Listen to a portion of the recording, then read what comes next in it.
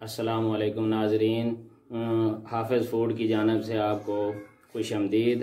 آج ہم آپ کو بند گوبھی والا رائتا دکھا رہے ہیں اور اس کا مکمل طریقہ اور اس میں جو آئٹمیں ڈالی جاتی ہیں وہ آپ کو دکھائیں گے۔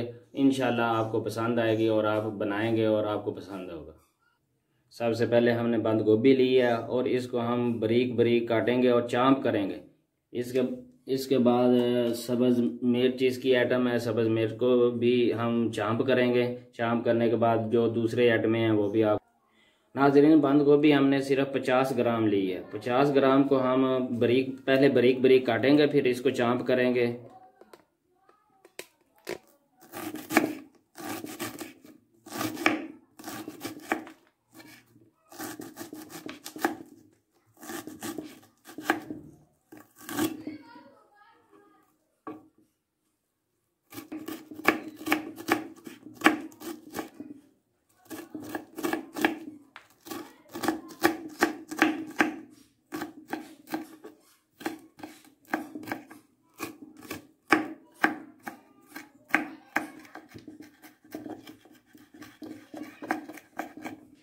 اس طریقے سے ہم اس کو چاپ کر رہے ہیں اور اس کو بالکل باریک چاپ کرنا ہے ہم نے۔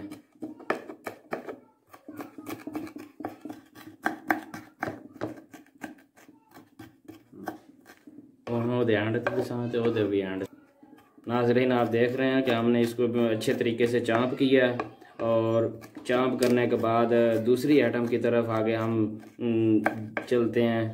اس کو ہم نے برتن میں ڈالا۔ یہ ناظرین، ہم نے بند گوبھی کو چاپ کر کے علیحدہ رکھ دی ہے۔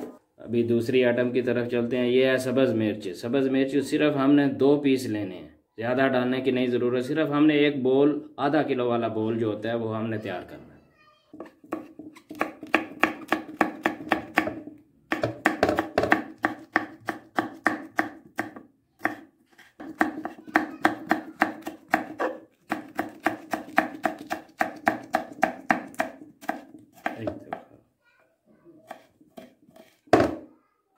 اس کو اچھے طریقے سے ہم چاپ کر رہے ہیں، بالکل باریک چاپ کرنا ہے سبز مرچ کو۔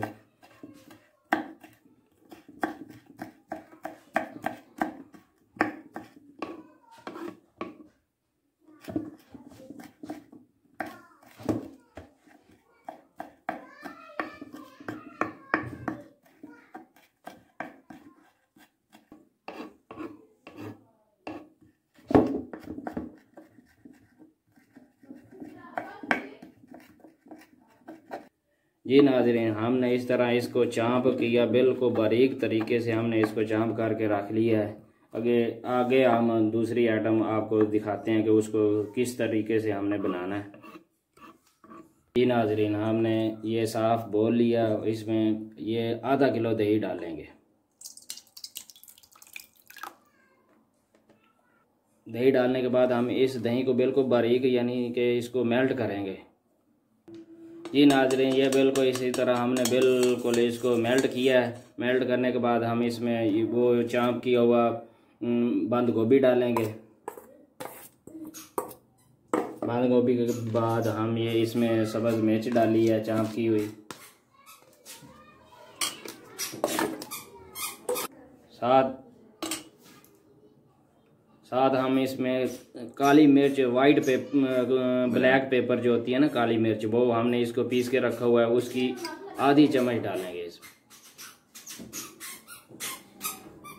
ساتھ میں ہم نمک کا 1 چمچ، چائے والا جو چمچ ہوتا ہے وہ 1 بول کے لیے کافی ہوتا ہے، وہ ہم نے ڈالا۔ سفید زیرہ جو ایرانی ہوتا ہے اس کا آدھی چمچ ہم نے اس میں ڈالی ہے۔ ابھی ہم اس کو اچھے طریقے سے بالکل ہلائیں گے۔